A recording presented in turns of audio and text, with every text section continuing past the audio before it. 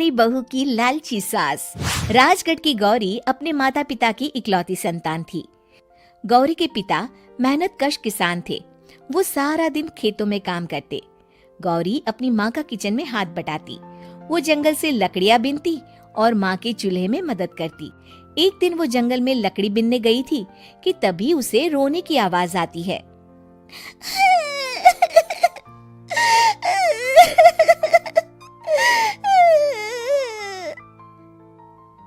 अरे, यहाँ कौन रो रहा है? इस जंगल में भला किसी के रोने की आवाज? जरूर कोई जंगल में फंस गया होगा। वो देखती है तो उसे एक परी दिखाई देती है जिसका एक पंख टूटा होता है। अरे, तुम कौन हो और क्यों रो रही हो? मैं परीलोक की रानी हूँ। पृथ्वीलोक में घूमने आई थी, लेकिन देखो ना, मेरे पंख ही टूट गए। अब मैं कैसे उड़ान भरूंगी? अरे, इसे जोड़ना तो आसान है। रुको, मैं अभी जोड़ देती हूँ। ये कहकर गौरी लकड़ी और रस्सी की सहायता से पंखों को जोड़ देती है। परी अपने जुड़े हुए पंखों को देखकर खुश हो जाती है और गौरी को वरदान देती है कि वो पूर्णिमा की रात किसी भी चीज को हाथ लगाएगी तो वो सोने की हो जाएगी। लेकिन गलती से अगर उसने किसी इंसान को छू लिया तो वो अगली पूर्णिमा तक सोने का ही रहेगा। गौरी घर आती है और सारी बात अपने माता पिता को बताती है।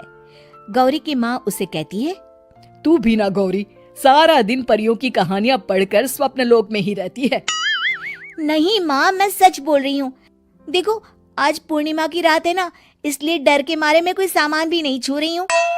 अच्छा, ऐसी बात है बिटिया रानी, तो जरा इस घड़े को हाथ लगा दे। गौरी घड़े को जैसे ही हाथ लगाती है वो सोने का हो जाता है। गौरी के माता पिता घड़े को देखकर हैरान रह जाते हैं। अगले दिन गौरी के पिता उस घड़े को सुनार के पास बेचने जाते हैं तो रास्ते में उन्हें कंचा काकी मिलती है। वो सोने का घड़ा देखकर गौरी के पिता से पूछती है, अरे गौरी के बापू, ये पीतल तो बड़ा चमक रहा है। अरे काकी, ये पीतल नहीं, सोना है, सोना। बेचने ले जा रहा हूँ। अरे, कहीं कोई लॉटरी लग गई है क्या? इतना सोना?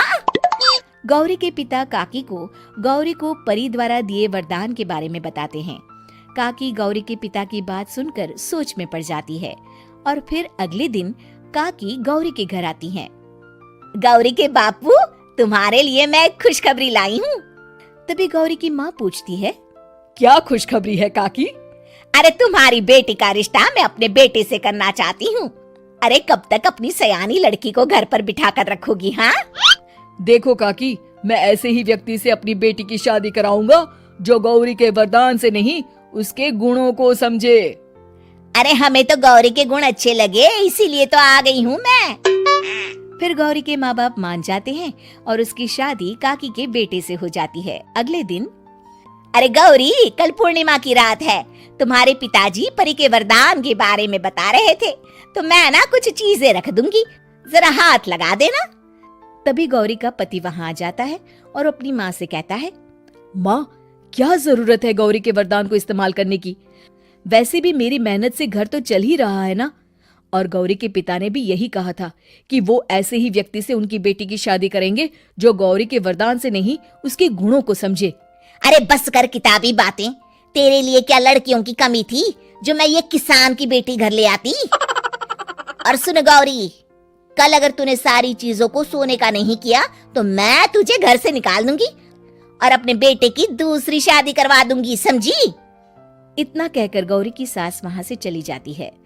अगली पूर्णिमा की रात गौरी की सास गौरी के सामने ढेर सारे बर्तन रख देती है और कहती है, जल्दी कर गौरी, रात खत्म हो जाएगी। जल्दी जल्दी इन सारे बर्तनों को हाथ लगाकर सोने का कर दे। गौरी करती भी तो क्या, वो जैसे ही एक छोटे से बर्तन को छूने वाली होती है कि उसकी सास भड़क जाती है। क्या मजाक बना रखा है? इतने छोटे से बर्तन में क्या होगा? ये ले, ये बड़ा वाला बर्तन। जैसे ही बड़ा सा बर्तन लेकर गौरी की सास उसकी तरफ बढ़ती है, वैसे ही बर्तन के बाहर से वो धड़ाम से गिर जाती है। सास को गिरा देख गौरी उन्हें संभालने दौड़ती है और वो सास को हाथ लगाकर कहती है, अरे सासू माँ, क्या हो गया आपको? कहीं चोट तो नहीं लगी ना? लेकिन जैसे ही वो हाथ सास से हटाती है तो देखती है कि उसकी सास सोने की हो गई है गौरी सोनी की सास को देखकर रोने लगती है और अपने पति से कहती है, मुझे परी ने कहा था कि अगर मैं किसी इंसान को हाथ लगाती हूँ तो वो अगली पूर्णिमा तक सोने का ही रहेगा। अब मैं क्या करूँ? अरे करना क्या है, माँ को उठाकर अलमारी में रख दो। और हाँ, लालच का फल बुरा ही होता है।